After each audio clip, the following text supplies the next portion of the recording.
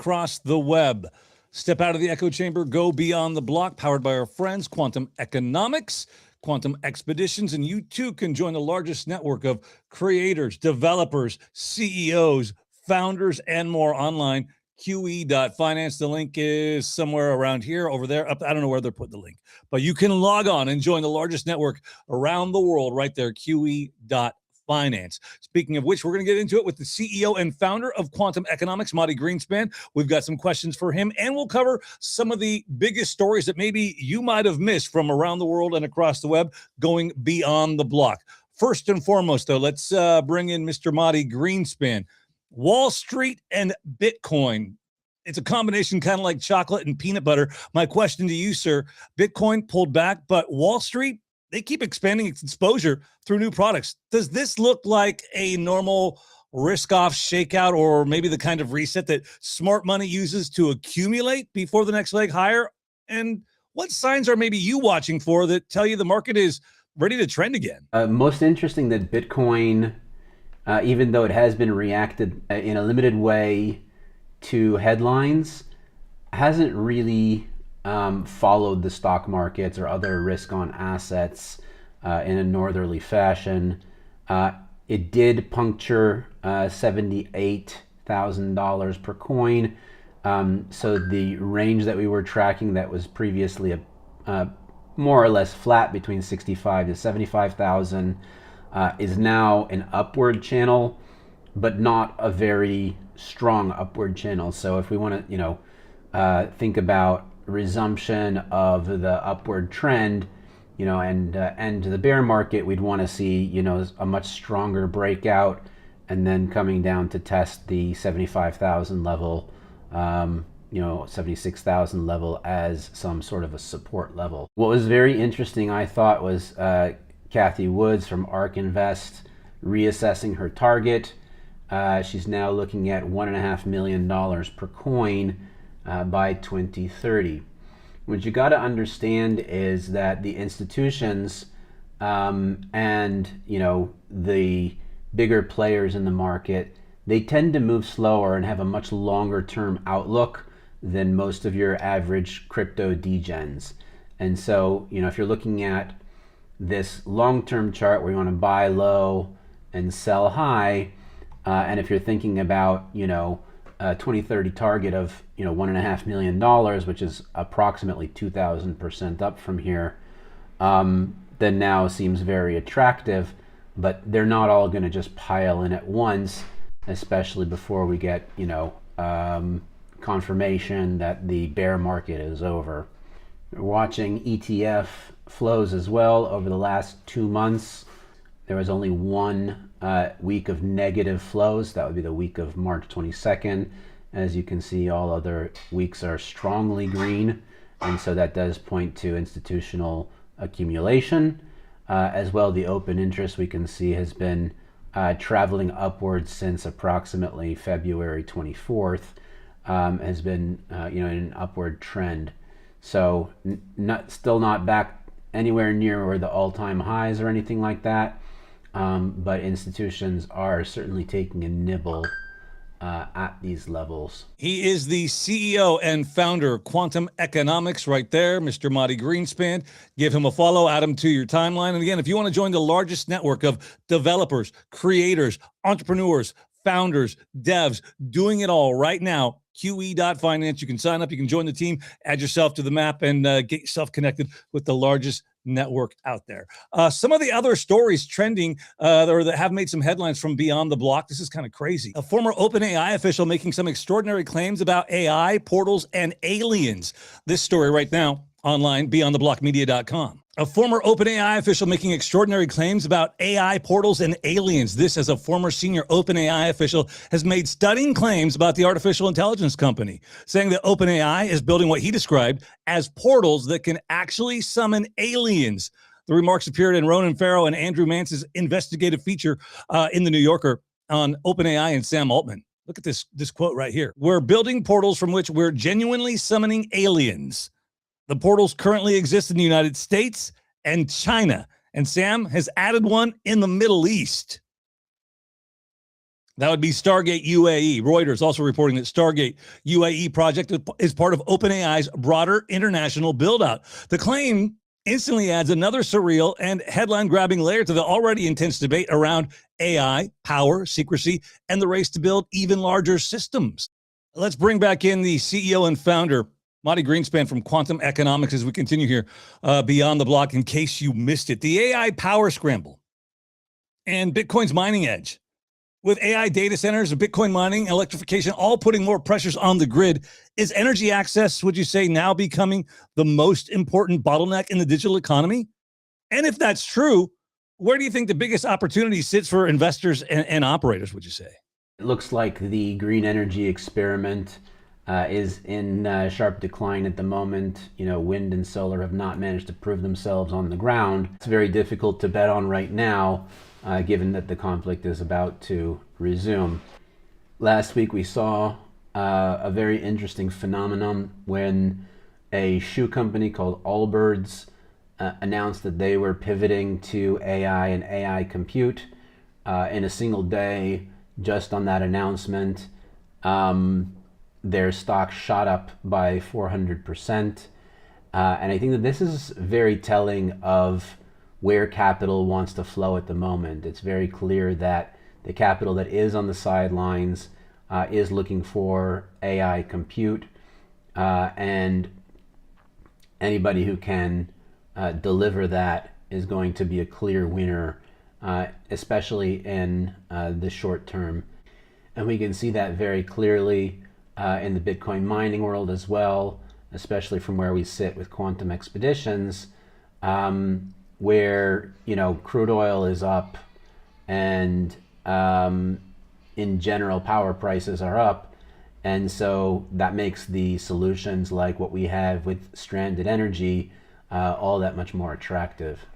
Another story trending online is getting some attention is this one. Online sources are fueling a new debate over whether artificial intelligence may be spotting major market-moving events before they're actually publicly confirmed. Now, in this case, Gemini was said to have identified signs of a massive crypto exploit before the story reached the wider news circle. The Aave price crash over the weekend and the recovery analysis. It's also raising bigger questions for finance and crypto users. Are AI systems occasionally detecting real signals before exchanges, companies, or reporters release the full story? Or are they simply generating highly believable scenarios that happen to sound right in the moment? The larger issue is trust, especially in a world moving faster than traditional verification.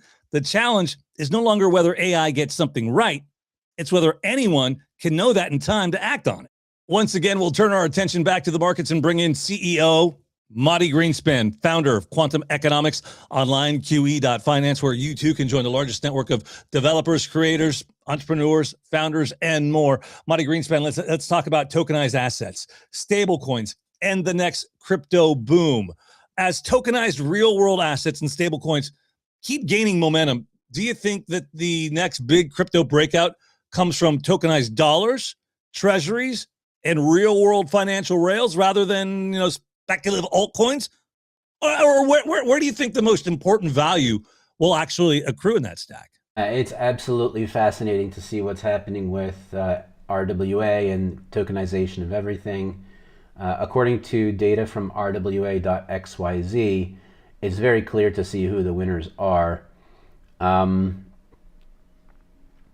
U.S. Treasury debt currently has approximately $14 billion worth of RWA assets, and then commodities are in close second, and then asset-backed credit third. It's not until the fourth tier, specialty finance, which accounts for about $1.5 billion, that we see some kind of semblance of the new economy emerging.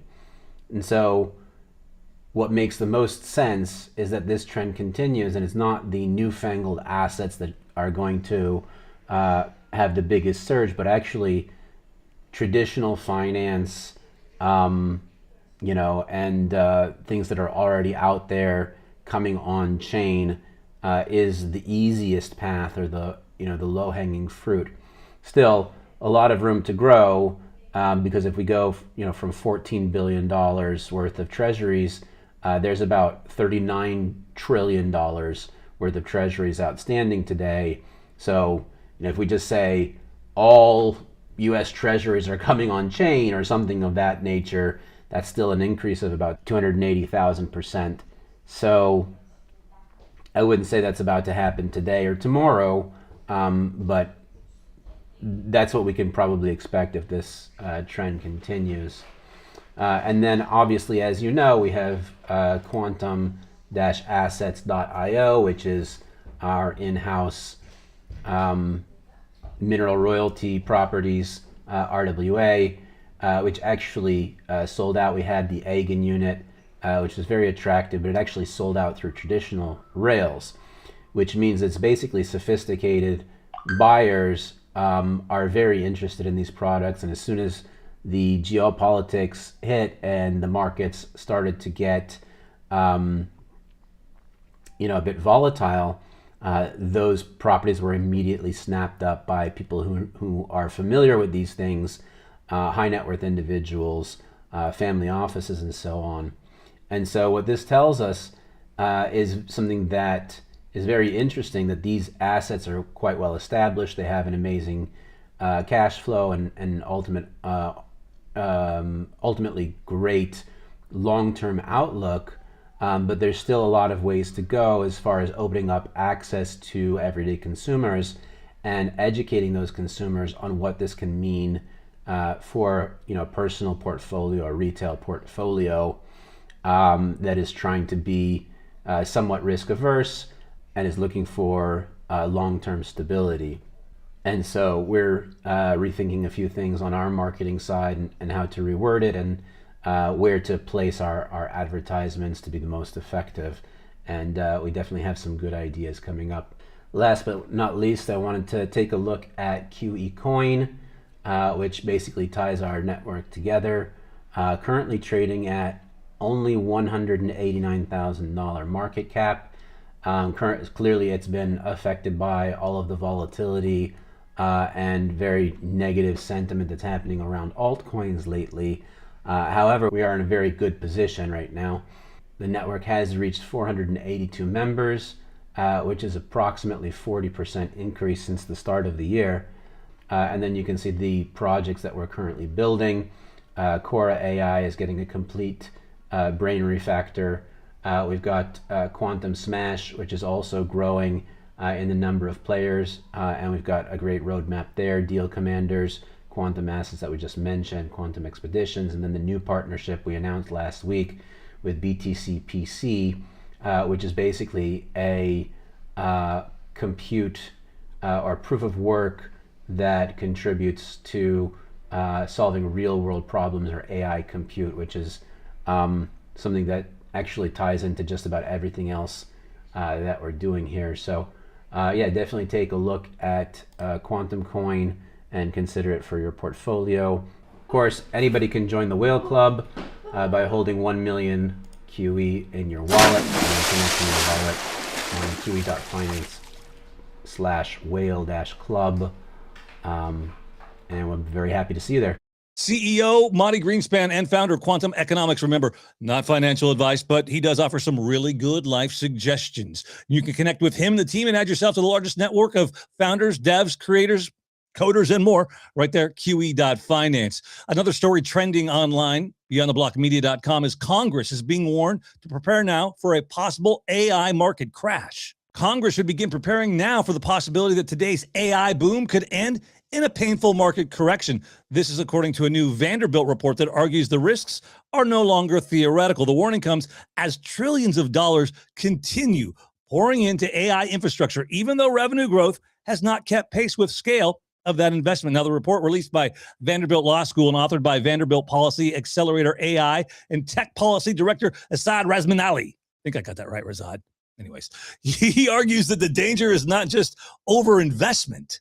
He says the bigger problem may be the complicated financial web forming around the AI build-out, including cross-ownership, private credit structures, special purpose vehicles, and government incentives that could actually amplify losses if the trade turns. If the AI boom stumbles, the fallout may not stay contained inside Silicon Valley. And finally, we'll leave you with this one, as the IMF is sounding an alarm as U.S. debt is wiping out the Treasury's safe haven edge. The International Monetary Fund is warning that America's rising debt load is starting to chip away at one of the United States' biggest financial advantages, the extra confidence investors have long placed in U.S. Treasury bonds as the world's safest and most liquid asset. The fund's message is blunt. The window for an orderly fiscal adjustment is narrowing, and the United States can no longer rely on vague long-term promises to calm markets. Take the warning from the IMF and lay it next to this one here from former Treasury Secretary Hank Paulson saying the U.S. needs an emergency plan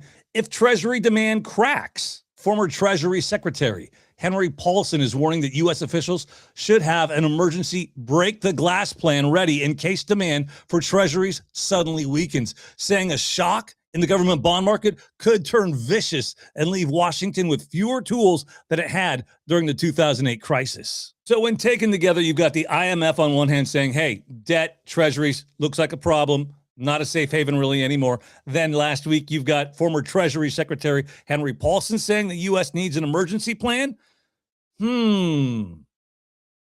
Doesn't seem to bode well for the dollar right now, does it? That's going to do it for today from Beyond the Block. Remember, you can connect yourself with the largest network of developers, creators, financiers, economists, CEOs, and more online right there. QE.finance, add yourself to the globe and start growing and connecting. Until next time, you know what we say, stay safe, stack sats, and hodl. That's not financial advice, but it has proven to be a darn good life suggestion over the years. All right, we'll see you.